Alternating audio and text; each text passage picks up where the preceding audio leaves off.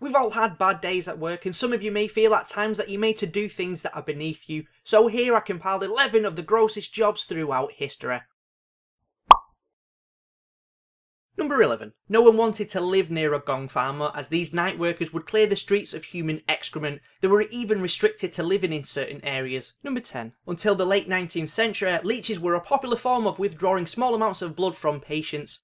But to gather the leeches, a leech collector would often let them latch onto their own legs, which resulted in the leech collector suffering from significant blood loss. Have you got any leeches for this? Number 9. The job of a tanner is to prepare hides for leather, but the historical process of this leaves a lot to be desired. A tanner would gather the hide from butchers and abattoirs, but they would still be covered in blood. Once the hide is dehaired, it has to be placed into a pit filled with bait, which is made up of water and dog poo. The use of lime pits, dog poo bait pits, rotting flesh, tanning pits and smoke led to all kinds of health problems and degenerative illnesses, as well as just being a sordid job. Number 8. A resurrectionist would dig up bodies to supply medical schools with corpses. Some even turned to murder to keep up with demand. Number 7. In Victorian times, matches were made by dipping small wooden sticks into white phosphorus, often in confined spaces without ventilation. The poisonous fumes from the phosphorus caused a condition known as phossy jaw. The symptoms would be toothache, swelling of the gums and jaw, abscesses and a foul discharge. The matchmaker's jaws would essentially be rotten and would even give off a glow. The only treatment for this condition was to have the jawbone removed. Number 6. A sheep's lower intestine, which can be up to 30 feet long, was used to make violin strings, and this had to be removed intact. Once the intestines were removed, the fatty tissue, muscle and blood vessels had to be scraped off by hand.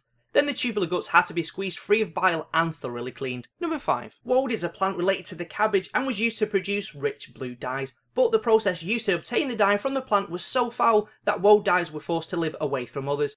The woad was fermented and dried into balls. This would cause noxious fumes. The smell would become worse, as to extract the dye, the balls had to be crushed and fermented further in an alkaline solution, but the only alkaline solution available in the Tudor period was urine. A woad dye would have to test the pH levels using their sense of touch, smell and taste. Oh, taste anger. Yeah, that's ready. Number 4. In Victorian London, toshers would spend days scavenging in sewers for items to trade, which would result in them stinking of raw sewage. Number 3. The fuller's job was to clean off the grease and impurities from cloth. A fuller's job was left to slaves in the Roman times, as it involved wading in urine. Urine, a strong cleaning fluid, was used to soak the cloth in order to break down the grease. The fuller would obtain gallons of urine from neighbouring farms and private houses. Number 2. Mudlarks would dredge the banks of the Thames at low tide. This was when the river was full of raw sewage and the occasional dead body. Number 1. The groom of the stool was a male servant to the English monarch. One of his duties was to clean the monarch's bumhole after defecation. The groom in the stool held a very high social standing due to being able to have one-on-one time with the king. Clean my royal bum bum. So there you have 11 of the grossest jobs in history. Maybe next time you're doing a job that you don't want to, you can remember that things could always be worse. If you enjoyed this video, then share a link to it on your favourite sites and forums. That's it from me for now, and I'll see you next week. Clean my royal bum bum.